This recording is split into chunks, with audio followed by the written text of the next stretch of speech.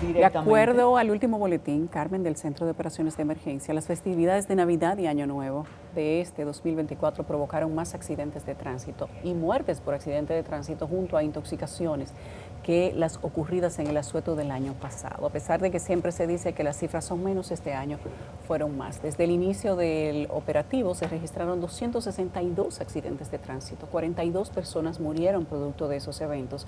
Sin embargo, en el periodo anterior, el país registró 247 accidentes y 18 muertes. Otro aumento registrado, de acuerdo al boletín del COE, también fue el de las intoxicaciones por alcohol y los menores que las sufrieron. Las fiestas del año pasado dejaron un total de 763 personas intoxicadas por bebidas alcohólicas y de esto 31 fueron niños de 12 a 17 años. Se atendieron en diferentes centros de salud por esa causa y de ahí que asociaciones como la Central Nacional de Detallistas Unidos y la Confederación de Comercio, Provisiones y MIPYMES pidieran al gobierno regular y establecer firmes controles en el consumo y venta de bebidas alcohólicas en la calle. Contrario a lo que se esperaba, que hubieran menos muertos, menos accidentes de tránsito, porque los colmados no podrían abrir después de las 12 de la noche. No había consumo de bebidas alcohólicas en los colmados, que son los centros de expendio que hay, digamos que de manera popular, pues hubo más muertes. ¿De qué sirvieron las medidas? Mira, y nos toca estar con una persona que en otros espacios, y hace muchos años, lo escuchábamos decir cómo se iba a transformar la movilidad en la República Dominicana.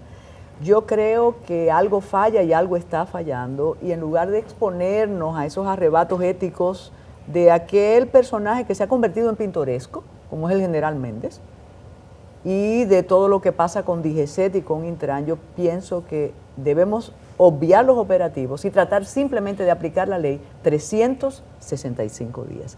Porque es, como dijo Morrison, quizás lo único acertado que ha dicho en el tiempo que tiene, eso es una emergencia nacional. Así es. ¿Por qué aplicar la ley tan difícil? Tenemos a Tobías Crespo, diputado del Distrito Nacional, quien construyó, porque hay que decirlo de esa manera, durante 12 años la ley del Intran. Tobías, buenas noches. Buenas noches, Yulisa, buenas noches, doña Carmen Inver Plugar, y a todos los que siguen este espacio o que seguimos a ustedes. Para nosotros, afortunados de compartir con ustedes hoy. Usted insiste que esa ley hay que aplicarla, porque yo le dije, vamos a derogarla y es más fácil. Volvamos a las 241. No, es un atraso. Pues esta no se aplica. Pero la pregunta diputado, es por qué no se aplica la ley. Bueno, voluntad política. Este gobierno no hay voluntad política para aplicar la ley. Yo lo resumo en 3 aspectos importantes. Lo primero es voluntad política, que desprende lo que se llama la disposición. En derecho dicen que el interés mueve la acción. Y si no hay un interés, pues no se acciona. En ese sentido, antes de llegar a este gobierno, en el 2020 morían 6 dominicanos todos los días en las vías públicas. Y a veces creemos que eso lo mandó Dios, que lo mandó el destino, y no es así. El 98% de las colisiones son evitables, porque una cosa es el accidente, que es inevitable, caso fortuito, causa mayor, un terremoto, un maremoto, y lo otro es la colisión, que puede ser prevenible.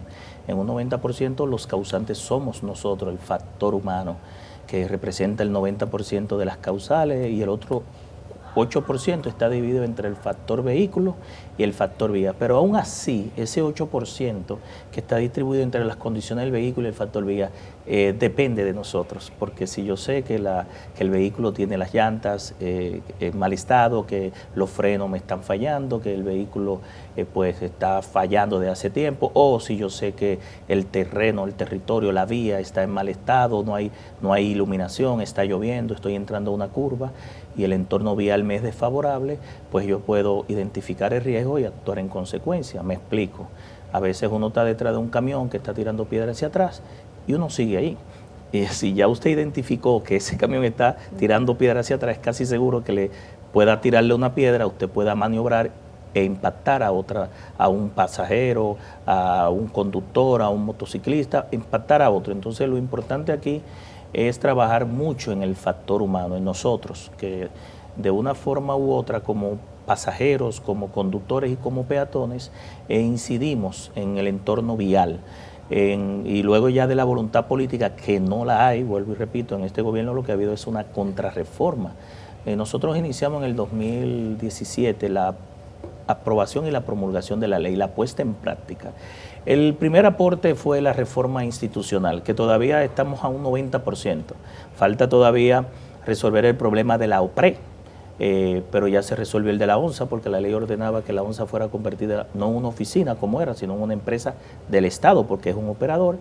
Y la eliminación de 12 instituciones que ustedes saben durante mucho tiempo se pidió, por eso todas doña las Carmen, TTT. Todas las TTT, que, donde tú te preguntas, donde hay 12 cabezas, no hay cabeza. Claro. Pero ya tenemos al Intran, ya tenemos a quien designar el responsable con 41 atribuciones que establece la ley 6317, pero también tenemos las competencias que tienen las alcaldías, porque a veces le endosamos todo al Intran como autoridad nacional, pero el alcalde es el administrador, es el ejecutivo del territorio y le toca aplicar la ley. La ley dice en 126 no artículos. No hay un alcalde que se atreva hay algunos a asumir la responsabilidad. Hay algunos que ni sabían que su función entonces, era la movilidad, el transporte terrestre, el tránsito vial. Se lo estoy diciendo. Ahora no, hay otros alcaldes que incluso ya han aprobado hasta el reglamento que tiene que ver con movilidad, con tránsito, con transporte terrestre y seguridad vial.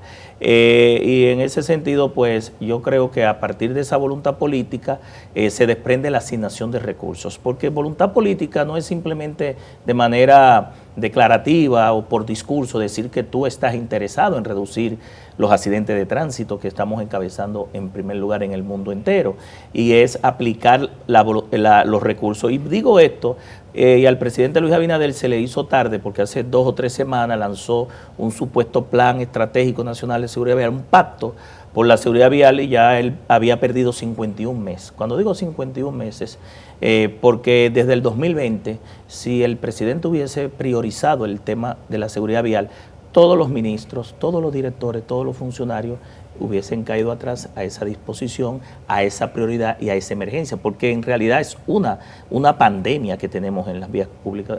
8 dominicanos mueren ahí y nosotros pues no nos preocupamos, jóvenes, ni además. el joven, la mayoría jóvenes, sí. Sí. El 60%, más del 60% te indica que desde los 12 a los 35 años están impactados en muertes y en heridos, porque nosotros, los jóvenes, tenemos todos los factores de riesgo, me incluyo, porque uno está en la madurez de la juventud, pero los jóvenes tienen la parte de la velocidad, la impericia, siempre anda acompañado, la música, la combinación del alcohol o sustancias controladas.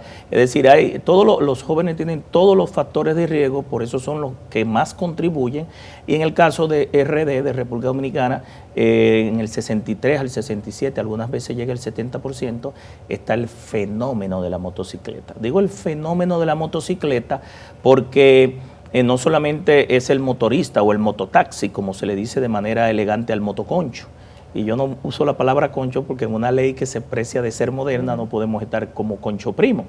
El mototaxi, para hacerlo más elegante, pero están los delivery de los colmados, de las distribuciones. Andan sin pudor Sin regla ninguno por ninguna. las aceras. Están la aplicación de la mensajería, de la paquetería, y también conductores individuales que no tienen otro medio más de transporte, que es la motocicleta. Y en ese sentido yo creo que desde el punto de vista del gobierno debería analizar en una vertiente bien responsable ese fenómeno de la motocicleta. ¿Y por qué digo esto? Yo no sé si ustedes han ido a las emergencias del Hospital Juan Bosch, del Darío Contreras, sí, del Ney Arias Lora, pero les recomiendo que vayan ahí. El que va ahí se da cuenta verdaderamente cómo eso está lleno de personas, generalmente usuarios de motocicleta. Eso es un centro de corte y confección. Claro. Sí, donde muchos de ellos a veces esperando semanas y meses por unos clavos, por unos tornillos, por unas placas, y a veces en muchos de los casos mueren, porque también tenemos un subregistro de las muertes que establece el gobierno, y me explico. Si mueren fuera de los hospitales no están contabilizados. Generalmente se contabilizan in situ en el momento del accidente. Ahora, si esa persona herida es trasladada a un centro de salud, pues en el trayecto puede morir, porque hay temas incluso de pérdida de sangre, que con 1 minuto, 5 minutos, pues representa la diferencia entre la vida y la muerte. Pero también puede morir en la operación, si lo están interviniendo en el quirófano, puede morir a los 30 días, como establece la Organización Mundial de la Salud, la OMS y la OPS, para tener una forma de compatibilizar los datos de los accidentes de tránsito, ha establecido un 30% de sus registros.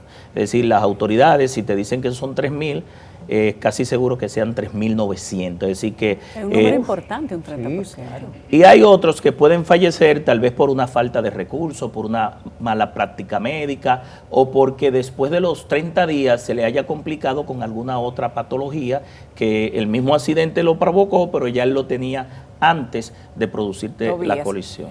Hemos visto en las cifras que hemos mencionado hace un momento que final de 2024, solo una semana atrás. 24 muertes más que el año anterior. Que el año anterior. Eso es cuando mucho. Hubo mismos operativos por la vida, por la seguridad, etcétera, los mismos llamados al no consumo de alcohol, los límites de horario para ciertos comercios, a pesar de que fuera de esos programas comercios especiales también. También, todo estaba 24 horas, digamos, beba todo lo que usted pueda y llegue a su casa como Dios lo acompañe. ¿Qué pasó? Desde el conocimiento que te da haber construido la ley del Intran y estudiar el tema del tránsito durante tantos años, ¿qué entiendes que ha pasado, que se han aumentado las cifras en el cierre del 2024? Lo que pasa es que en este diciembre se enfocaron más en el control de ruido y en el cierre de los negocios. Ruido. Sí, te pudiera decir que funcionó, porque en todo el entorno donde yo esperé el día primero, que fue en los jardines, aquí muy cerca, donde nosotros nos hemos criado, pues la policía cerró todos los negocios, todos los colmados. No había música. Por el tema de la música, pero desde las 12, te pudiera decir que... 12 de la noche. Sí, pero entonces hay un tema que no necesariamente es con ruido. Y te pudiera indicar que cuando el segundo gobierno Leonel empezó el plan del control de los horarios, funcionó. Ya la gente a las 11, 11:30 pedía su cuenta en los centros y... Porque al final, ¿qué tú haces después de las 3 de la mañana, de las 4 de la mañana?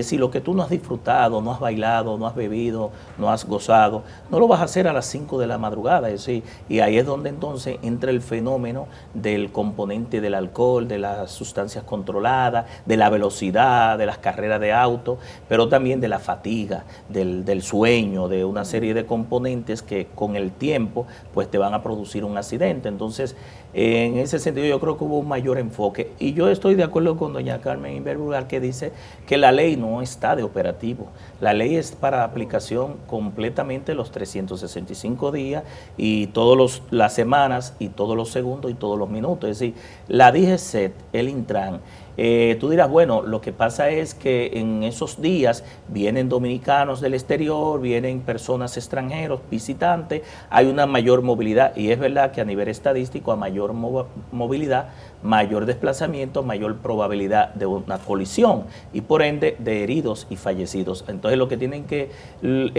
las autoridades reforzar donde generalmente se pueden producir discotecas, centros de diversión, por ejemplo el tema del alcoholímetro, del control de velocidad, del control de las vías. Diputado, lo interrumpo, pero ¿qué pasa con un operativo que incluye 47.000 voluntarios, que es loable que hagan eso? Claro. ¿Qué es lo que hacen que no ha resultado?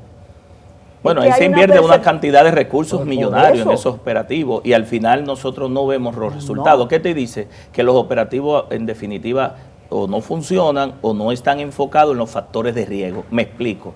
Si nosotros sabemos que, por ejemplo, en la autopista Duarte, en la parte donde está este tramo que se producen muchos accidentes, generalmente lo que hay que averiguar es, fuera de que ahí se produzcan accidentes y que estos sean números fríos, es ver si ahí hay un problema de diseño, un problema de construcción, un problema de mantenimiento, si hay que poner agentes de la DGC para controlar velocidad, si hay que poner reductores de velocidad, si es un problema de iluminación, es decir, pero nosotros no podemos estar contando muertes y heridos como si fuera una operación matemática.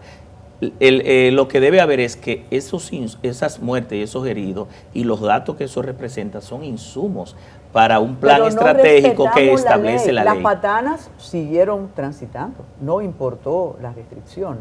En Puerto Plata hubo un accidente con una patana que realmente se le fueron los frenos porque no hay revisión previa, diputado. Entonces no podemos inventarnos el paraíso durante 3 días. Nosotros tenemos desde el año 2014 que el Intran, anteriormente era la DGTT, Dirección General de Tránsito Terrestre, no hace la inspección técnica vehicular, lo que nosotros le llamamos la revista. Entonces hay muchos vehículos en condiciones deplorables, de chatarra, y que no se inspeccionan.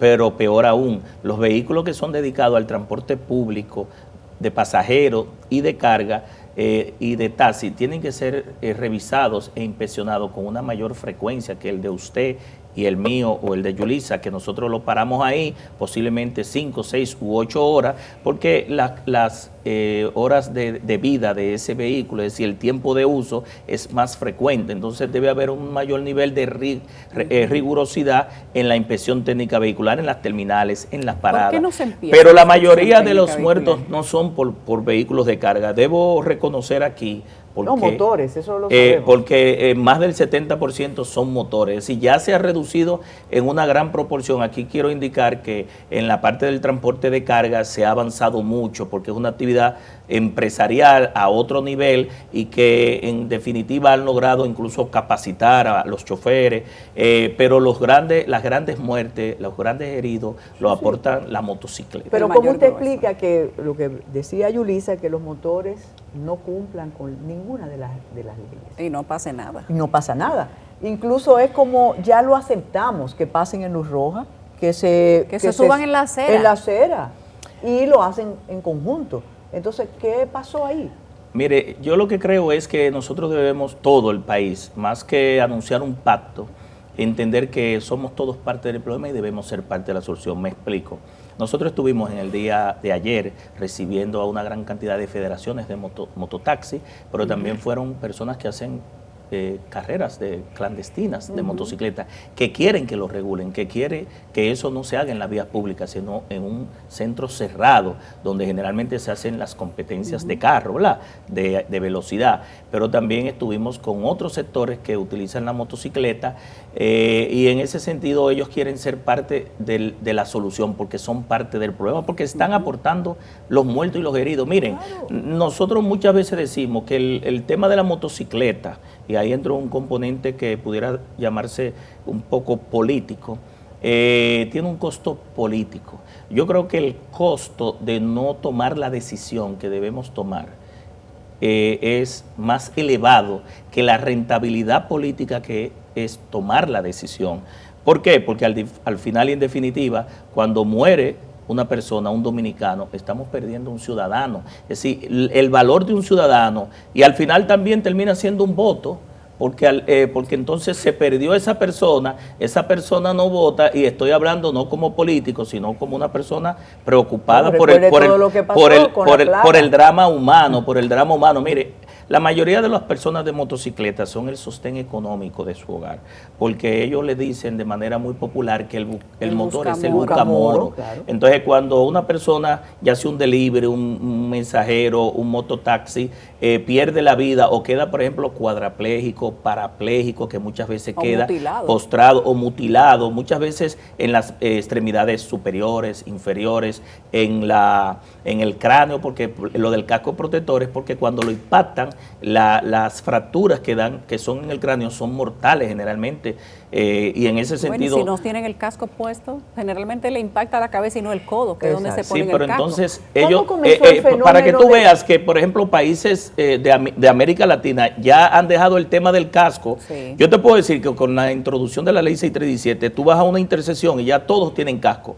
Algunos tienen unos cascos que no son lo que deberían ser, parecen ser, y disculpe la expresión, una vacinilla porque no le protege, Bueno, y los de no atrás están no lo certificados tienen, los de y atrás no. homologados, y el pasajero, según la ley, debe tener también el casco, y no pueden poner menores de 8 años. Entonces, Diputado, ¿cuál es el problema? Como Que de ser especialista, usted tiene un punto, ahora que usted dijo Buscamoro, de aquel Honda de mi infancia, de hace mucho. el Honda 70, el Honda el 70. 90. Hasta ahora. ¿Cuándo, Ahora Esos son los CC, ahora el el supergato. cilindraje. ¿Cuándo comenzó esto? ¿Cuándo comenzó? Mire, el fenómeno de la motocicleta empezó aquí o se masificó, porque aquí siempre se ha usado la motocicleta más para mensajería en los años 80, 90. La gente dice, según los estudios, de que al cerrar los ingenios, al no haber oportunidades de empleo, mucha gente busca en la motocicleta la forma de ganarse la vida. Entonces, el motor es un vehículo, porque cada una de esas personas son un ente económico. Por ejemplo, cuando un motociclista va a una bomba, aporta 2 pesos a echar un galón de combustible, hay 2 pesos que está aportando la economía. Entonces le decía ahorita con el drama humano, es que esa persona que es el sostén económico de su hogar pasa a ser una carga para la esposa, los padres, la familia, y entonces tiene un tema también emocional y psicológico que destruye a todo un hogar, a una familia, de tú ver a la persona que llevaba la parte económica, postrada en una cama, si no fallece, que en muchos de los casos fallece, y entonces eso destroza completamente, que a veces en la mayoría de las situaciones son personas de poco nivel económico, pero también de poco nivel educativo. Entonces, el que llevaba el dinero a la casa, al hogar, era la persona precisamente o que falleció o que está postrado en una cama. Eso es un drama que afecta a todos, porque afecta en la parte económica, en la parte social. El Estado hoy está pagando, República Dominicana, más de 120 mil millones de pesos todos los años, solamente en el sistema sanitario. Prevención, aplicación de la ley, ¿cuándo? ¿Y por qué tan difícil? Exacto. Pero queremos que lo diga después de la pausa. Perfecto. Continuamos conversando con el diputado Tobías Crespo, el ideólogo de una ley que no se aplica y que él tenía puesto todo su corazón y sus esperanzas. Sus 12 años. Y sus 12 años, que no fueron los de Balaguer. Está establecido en la ley una escuela de formación, igual que la revisión. ¿Por qué eso no se aplica? Voluntad política, miren. No me diga eso. Sí, doña Carmen, mire. ¿Pero qué se necesita para nosotros poner en función la escuela? Nada, ¿Dinero? La escuela de Nevial Nada. está desde el año 2008 que la inauguró Leonel. Nosotros logramos recuperar, cuando yo recuperar de las instituciones que no sacamos, fue la Enevial. La escuela Enevial que es un elemento importante. ¿Pero es virtual Usted decía, o existe? ¿Es no, física? existe física, pero también puede darse virtual, porque con la tecnología yo puedo, de 0 a 5 años, la ley establece en 3 artículos las políticas públicas de educación vial como contenido de asignatura en la parte preescolar de 0 a 5 años, que yo puedo empezar a enseñar a los ¿Como niños. los japoneses? Y así es que debemos, yo digo que a Dios rogando y con hermazo dando, es decir, te educo, te concientizo, te capacito, te oriento, y si te me sales de la raya te aplico el régimen sancionador. Solamente la prevención y el régimen sancionador es que vamos a lograr un cambio de comportamiento, una nueva cultura ciudadana, nuevos peatones, nuevos pasajeros, nuevos conductores, pero también introducirla en la parte primaria y secundaria, un poco más allá. La expectativa de nosotros, que no solamente era Tobías Crespo, sino de 15 diputados que de manera responsable le dedicamos incluso más de 5.000 horas de comisiones, más de 400 reuniones de comisiones, vistas públicas, todo el país pasó por allá, y una experta teníamos a Argentina con más de 30 años en transporte y en movilidad, era que por lo menos en 5 o 7 años se vieran los cambios estructurales, no solamente en la parte institucional del Estado, con la entrada del Intran, la eliminación de las instituciones y las competencias y atribuciones ya bien claras para que no hubiese conflicto de competencia entre los entes u órganos, sino también en la calle, porque es que allá afuera hay una selva. Es decir, si nosotros salimos a las vías públicas, nosotros nos damos cuenta la forma en la cual el dominicano está conduciendo. Y aquí hay que introducir cientistas sociales, sociólogos, psicólogos, psiquiatras, para determinar por qué el dominicano actúa de manera tan violenta, o cómo el dominicano, la violencia que posiblemente no se dé en la casa, que no se dé en el hogar, que es la violencia intrafamiliar, se está expresando en las vías, porque entonces la seguridad vial es parte de la seguridad ciudadana. No hay en la Procuraduría General de la República y en el Ministerio de Interior y en la Policía Nacional mayores muertes que las muertes por tránsito terrestre. Es decir, los atracos, los feminicidios, el sicariato, todo lo que significa muerte violenta, no supera las 3.000 y pico de víctimas todos los años por violencia vial, porque es una violencia vial. Yo recuerdo la vehemencia con la que usted defendía algo que vemos todos los días en las vías públicas, es decir, un vehículo que tiene un desperfecto y hay un entaponamiento porque no viene la grúa del órgano establecido en la ley para retirarlo. Ni siquiera eso hemos podido conseguir. No es voluntad política, parece que no hay recursos. No, es que se mezcla todo. Mira, yo lo resumo Eso por como un lado. parquéate bien, que no funcionó. No me entre en ese tema, porque todos esos programas fueron malos negocios, negocios que llevaron a un escándalo de corrupción. Buenos negocios que no funcionaron. No, porque lo que pasa es que en este gobierno se han dedicado más a hacer malos negocios que a cumplir con la ley y con a resolver el problema. Parquéate bien, el plan de regulación de motocicleta, el tema del sistema inteligente de control de tráfico. Digo, Morrison, que no era rentable, parquéate bien. No, es que Parquéate Bien viola la ley, me explico. La ley 6317 establece que si Yulisa está parqueada de manera incorrecta, donde está prohibido por una señalización, la sanción para ella, o la indicación de la infracción, si el tribunal así lo entiende, correspondiente es la multa de 1 a 3 salarios mínimos, porque es una violación leve. Están 3 tipos de clasificaciones: leve, grave y muy grave, de 1 a 3 salarios mínimos, 1 a 5 y 1 a 7, y los puntos en el sistema de conducir por punto, porque ya hay un reglamento del sistema de conducir por punto, que lo ha anunciado el Intran 5 veces y no hemos visto su aplicación. Entonces, nosotros ya estamos muy cansados de anuncios, de pactos, de palazos, de picazos, y al final la situación, ustedes han visto que nosotros antes salíamos en la mañana o en la tarde y podíamos hacer 2 o 3 diligencias. Salga en la mañana, que de un punto a otro que nos cogía antes 20, 25 minutos, nos coge 2 horas. Es decir, en la mañana o en la tarde usted nada más puede hacer una sola diligencia. Si aquí la capital, el distrito está colapsado. Eso es el desarrollo.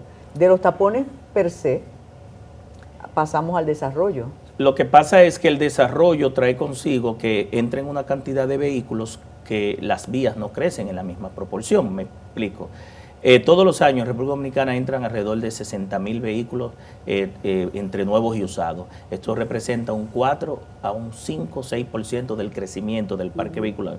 Hay que crecer la vía también. Aunque impuesto interno no le dé de baja a los vehículos chatarra y a los que no están circulando, pero las vías no crecen en esa misma proporción. La cantidad de corredores, de calles, de puentes, de túneles, de elevado, de pasos a desnivel no crece en esa misma proporción. Por eso viene el embotellamiento. Usted habla del desarrollo, el desarrollo provoca yo no creo, sí, pero es que eso es con políticas públicas acertadas, el embotellamiento, el entaponamiento, los tapones pueden mitigarse, reducirse y mejorar la velocidad de diseño a la cual las vías son diseñadas. El desarrollo implica inversión de Estado también. Exacto. Sí, pero la apuesta debe ser a la colectivización y a la colectivización. Es decir, aquí debe haber más túneles, más metros, más monorriel, más tranvías, más corredores, y vayamos sacando vehículos individuales, porque en una misma casa, no sé,